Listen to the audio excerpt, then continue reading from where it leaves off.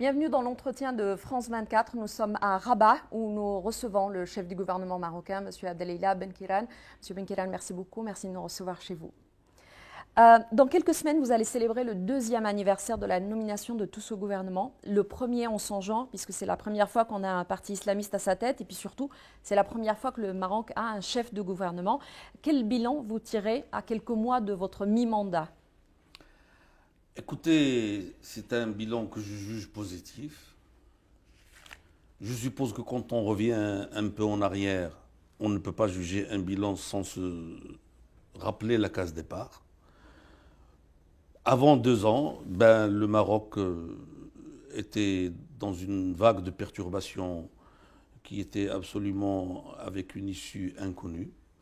Sa Majesté, grâce à Dieu, a eu la très courageuse idée de répondre rapidement aux demandes de la classe politique pour faire les réformes constitutionnelles qui étaient nécessaires.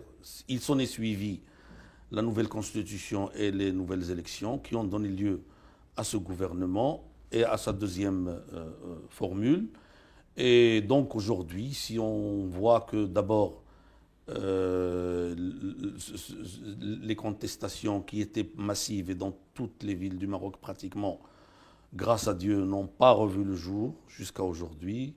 Et j'espère qu'elles ne reviendront jamais. J'espère qu'il n'y en aura pas besoin, qu'il y aura les réformes nécessaires. Si vous voyez en général ce qui se passe dans le pays, nous avons aussi dépassé une autre crise qui a duré presque une dizaine de mois, où d'autres pays ont vu ont vu des scénarios plutôt dramatiques ou décevants, comme ce qui s'est passé en Égypte ou en Tunisie, etc. On se dit que ce qui se passe au Maroc reste, et je suis en train de citer une responsable française, une réussite, voilà. Et puis donc, à part ça, je ne veux pas rentrer dans les détails, mais je pense qu'aujourd'hui, les citoyens sont convaincus qu'il y a un gouvernement qui œuvre réellement pour leur intérêt, qui essaie de faire de son mieux, que ce n'est pas évident, ne réalise pas tout ce qu'il veut, mais les grandes réformes sont dans le pipe. Beaucoup de choses très positives ont déjà été réalisées. Alors, on va aller un petit peu dans les détails. On n'a pas effectivement beaucoup de temps, mais vous avez aussi donc connu plusieurs moments difficiles dans cette crise dont vous parlez. C'est le parti de l'Istiqlal, l'un des plus anciens au Maroc, qui était dans la majorité, qui était dans le gouvernement et qui a décidé de se retirer, qui vous a mis donc dans une crise au moment où, comme vous le citiez, la Tunisie et l'Égypte connaissaient aussi des crises beaucoup plus violentes et beaucoup plus pointues peut-être. Et il y a eu effectivement plusieurs tractations pour finalement former un nouveau gouvernement, le Benkiran bis, si je puisse dire, avec des alliances qui ont quand même plus ou moins surpris, entre autres avec le Rassemblement national des indépendants, qui était quelque part l'ennemi d'hier. Non, écoutez. D'abord, je voudrais amener une précision. C'est vrai, c'est le parti de l'Istiqlal. Mais nous, le parti de l'Istiqlal, c'est le parti avec lequel on n'a pratiquement jamais eu de dispute. Donc c'est Hamid Chabat, le secrétaire général ? Toujours, où on s'entendait bien et on se donnait un coup de main, où on était dans une situation, comme qui dirait, de politesse et de respect mutuel. Ce nouveau secrétaire général, c'est vrai, depuis qu'il est venu, surtout depuis le 3 janvier 2013, a choisi de déclarer la guerre, quelque part, à cette coalition tout entière, et puis en particulier au chef du PJD que je suis. Et puis, nous, on était comme pris au piège. Nous sommes avec un parti, d'ailleurs, avec lequel on a gardé les meilleures relations, surtout au gouvernement, dont les ministres ont continué à exercer leurs fonctions d'une façon pratiquement irréprochable jusqu'à la dernière journée où Sa Majesté a nommé les nouveaux ministres. Et à sa tête, un chef qui ne sait que tirer sur tout ce qui bouge. Eh bien, on a décidé de ne pas lui répondre parce que vous ne pouvez quand même pas détruire des relations qui ont duré des dizaines d'années parce que vous avez en face de vous quelqu'un que vous considérez pas raisonnable, qui est en train de faire des choses pas comprises, que même jusqu'à aujourd'hui, on trouve des difficultés à réellement analyser. Et puis après, il a choisi de partir, il a fait tout un cinéma, finalement il est parti. Eh bien, ne me reprochez pas d'avoir essayé de contacter les concurrents d'hier, c'était pas un parti ennemi, c'était un parti avec lequel on avait des moments difficiles et chauds, etc. Surtout quand il s'était quelque part allié au parti PAM qui, lui, nous a pris pour cible dès le premier jour. Bon, mais ça, c'est du passé. Et donc, c'est pour cela que nous avons, pas facilement, mais assez, quand même, de façon assez raisonnable, repris le contact avec Salah Eddine Mzouar, qui est aujourd'hui notre ministre des Affaires étrangères.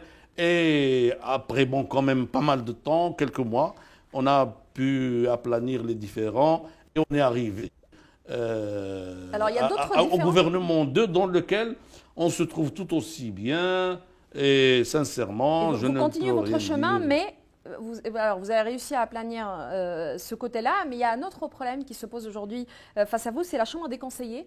Vous avez la majorité effectivement dans la première chambre du Parlement, mais pas celle-ci, d'où des affrontements qui sont assez connus, qu'on retrouve à chaque fois, entre autres du passage de M. Benkiran face à cette Chambre. Et surtout, ça a mené à rejeter la loi de finances 2014, ce qui est quand même énorme et qui a une autre crise quelque part, puisque la loi a dû repasser par la première Chambre pour pouvoir être validée. Écoutez, mais c'est ça la démocratie. C'est l'Occident qui nous l'a appris, c'est comme ça. Mais c'est quand même une difficulté. On a la majorité à la première chambre, on l'a pas à la deuxième chambre. L'habitude faisait que la deuxième chambre, en général, ne faisait pas tomber le budget. Cette année, il lui a semblé bon de le faire tomber. Il y a plusieurs premières au Maroc, en fait. Oui, voilà. Eh bien, nous, on a joué le jeu, disons-le comme ça, et on a dit, puis tant pis, qu'il la fasse tomber. On va repartir à la première chambre. On est parti à la première chambre comme c'est prévu dans la Constitution, et la majorité a voté d'une façon très massive, je crois que vous l'avez remarqué. Ce que vous devriez remarquer, c'est que la vie est en train de reprendre de la chaleur réelle. Et les gens sont intéressés, ils sentent qu'il y a du sérieux là-dedans. Tant mieux s'il y a ces confrontations politiques, démocratiques, dans un pays qui jouit de la paix, qui jouit stabilité. De la stabilité, tant mieux. Et puis, que voulez-vous que je vous dise? Aujourd'hui, dans la Chambre, il y a dans l'opposition ce nouveau secrétaire général du Parti de l'Istiqlal. Ne vous attendez à aucun cadeau de ce monsieur vis-à-vis du PJD ni du gouvernement qu'il dirige. Donc, il est dans son rôle et moi je suis dans le mien. Et ça va continuer comme ça et on verra à la fin. Alors, les gens attendent aussi des réformes sur le plan économique. Vous êtes arrivé à un moment où il y a eu une crise économique mondiale que vous subissez aussi. Des réformes qui tardent à venir pour certaines. Transparency International classe le Maroc 91e sur 677 concernant la lutte anti-corruption. Un rapport global aussi sur la compétitivité 2013-2014 classe aussi le Maroc 77e sur 148. Pour le moment, est-ce qu'on peut dire que le modèle islamiste tarde un petit peu à donner ses fruits sur le domaine économique? De toutes les façons, nous, on est venus pour les problèmes de la société.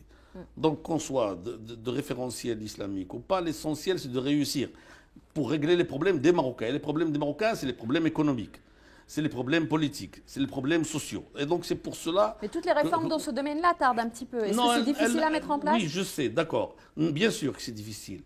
Mais il faut aussi citer quelques bonnes choses. Il n'y a pas que les mauvaises. Mais les bonnes choses, on les connaît. On essaie de rentrer dans les détails. Vous les connaissez, vous, mais pas le public, parce qu'il connaît aussi le reste. Sinon, il y a au Doing Business, on a gagné 10 places. Les institutions de notation l'ont noté un pays stable. Le tourisme est en train d'avancer. Le Fonds monétaire international dit que l'économie du Maroc va bien, que la croissance va être bonne l'année prochaine, Inch'Allah, etc., etc. Donc, il y a des bonnes choses et il y a des moins bonnes. C'est la réalité. Mais il y a des réformes qui sont dures et que l'État traîne des boulets. Cela, on a décidé de nous y attaquer. Quelque part, ça explique les positions de ce monsieur qui s'oppose à nous aujourd'hui, qui était avec nous d'une façon absolument dérangeante auparavant. Et concernant la retraite, c'est prévu, Inch'Allah, cette année. La réforme passera. 2015, on aura déjà de nouvelles lois qui vont régir la retraite. La compensation, déjà cette année, on a introduit l'indexation. Ça nous permet de limiter les dépenses de la compensation qui sont très importantes. Cette année 2014, on va les limiter à 35 milliards de dirhams, Inch'Allah. Avant, on est arrivé à 57 milliards de dirhams. C'est très dangereux. La réforme de la justice est une réforme très importante qui a été pilotée par un ministre très courageux, qui est notre ministre de la Justice, M. Safar Hamid, qui a été salué par Sa Majesté en le recevant, lui et sa commission, 2 fois. Il est en train de le faire contre vent et marée. Beaucoup de réformes très importantes. Que voulez-vous? Je ne suis là que depuis 2 ans. On dirait que mes jours comptent des années et que les autres, quelques-uns sont pressés de me voir partir. Eh bien, qu'ils se consolent. Probablement, ils vont encore me voir longtemps, Inch'Allah, si Dieu veut bien, et surtout jusqu'à ce que je finisse ces réformes qui sont nécessaires pour le pays. Il y a un autre dossier qui est très important pour le Maroc, c'est les droits de l'homme, monsieur le chef du gouvernement. J'ai envie de vous demander une chose. Il y a Khadija Riadi, qui était l'ancienne présidente de l'Association marocaine des droits de l'homme, qui a reçu un prix de l'ONU sur les droits de l'homme dernièrement, et qui l'a dédié aux détenus politiques et d'opinion au Maroc. Elle parlait entre autres des activistes de 20 février et d'autres qui sont dans les prisons marocaines. Qu'est-ce que vous répondez à cela? Qu'est-ce que vous voulez que je réponde? Il y a toujours eu des problèmes de droits de l'homme au Maroc. Je ne suis pas là pour vous dire que le Maroc c'est un paradis. Le Maroc c'est un pays qui avance. Sur ce dossier-là? Le Maroc c'est un pays qui avance. Le Maroc c'est un pays qui évolue. Si vous aviez fait mon cursus, vous verriez qu'est-ce que ça veut dire. Parce qu'aujourd'hui, au Maroc, tout le monde parle, dit ce qu'il veut, écrit ce qu'il veut. Il n'y a pas de détenus pour leurs propres idées dans nos prisons. Il y a des gens qui ont eu des problèmes et qui sont en prison. J'espère qu'on pourra trouver des solutions à beaucoup de cas, ceux du 20 février ou ceux des salafistes ou des autres. Mais n'oubliez pas que c'est un pays qui a aussi un contexte sécuritaire à tenir. Et ça, c'est très important. Et c'est pour cela que Mme Riadi, qui ne veut pas qu'on la félicite, c'est pour cela que je ne la féliciterai pas. C'est vrai, c'est une dame qui est active dans ce domaine, parfois à raison, quelquefois à tort, mais moi je ne suis pas contre Mme Riadi. Peut-être qu'elle est contre moi, c'est son droit, mais ce qu'elle peut savoir, ce dont elle peut attester, c'est qu'au Maroc ça marche, au Maroc ça avance, au Maroc ça évolue. Au Maroc, nous sommes très bien considérés concernant les droits de l'homme, sinon on n'aurait pas eu toutes les propositions qu'il y a dernièrement. J'ai envie de finir avec vous sur une question internationale et régionale à la fois. Ce sont les tensions entre Alger et Rabat. On sait que le Maroc a rappelé dernièrement son ambassadeur à Alger suite à des propos tenus par le président Abdelaziz Bouteflika, le président algérien, concernant les droits de l'homme dans les provinces du Sud et dans le Sahara. Dans le contexte actuel, une guerre au Mali, ce qui se passe en République centrafricaine, est-ce que vous ne pensez pas qu'une détente justement dans cet axe Rabat-Alger ne serait pas plutôt bénéfique à tout le monde? Mais je vous l'ai dit, vous êtes en train de prêcher un convaincu. Moi, je suis absolument pour cette entente. Si nous et les frères algériens, on se donne la main, en tous les cas, il n'y aura plus les mêmes problèmes au Sahel. Peut-être qu'il n'y en aura plus du tout. Parce que quand même, nous sommes les 2 pays les plus grands de la région. Et je crois qu'on peut faire d'excellentes choses ensemble si on coopère. Maintenant, que voulez-vous que je vous dise? Si nos frères algériens ne cessent pas de nous taquiner sur ce sujet de notre Sahara, et puis des fois ils parlent des droits de l'homme, des fois ils parlent... Moi, de toutes les façons, j'aimerais bien que les institutions internationales disent que la situation des droits de l'homme en Algérie est aussi bonne qu'au Sahara. Parce que je ne le pense pas. Ne parlons pas des camps de Tindouf, qui sont absolument... épargnés de toute visite réelle, épargnés de toute comptabilité réelle. Ils ne veulent même pas laisser les institutions internationales faire le compte des gens qui sont là-bas, etc. Donc, pour moi, il n'y a pas de problème. Les Algériens, ce sont nos frères. Notre relation s'inscrira tôt ou tard dans la coopération, mais jusqu'à aujourd'hui, et ce sera très bien pour les 2 pays, excellent, je crois, ce sera très bien pour tout le monde. Et nous sommes prêts à coopérer dans tous les domaines, qu'il s'agisse des droits de l'homme, qu'il s'agisse pour trouver une solution politique aux problèmes des gens de Tindouf ou du Polisario, qu'il s'agisse de n'importe quel problème, qu'il s'agisse de la guerre contre la drogue, qu'il s'agisse de la contrebande, qu'il s'agisse du terrorisme. Les Occidentaux le savent, ils connaissent ce que représente la parole du Maroc, ils connaissent ce que représente la coopération du Maroc. Le Maroc ne recule pas, il tient ses promesses, il a une ligne directrice qu'il suit depuis l'indépendance. Elle est absolument claire, on est pour la paix internationale, on est pour que...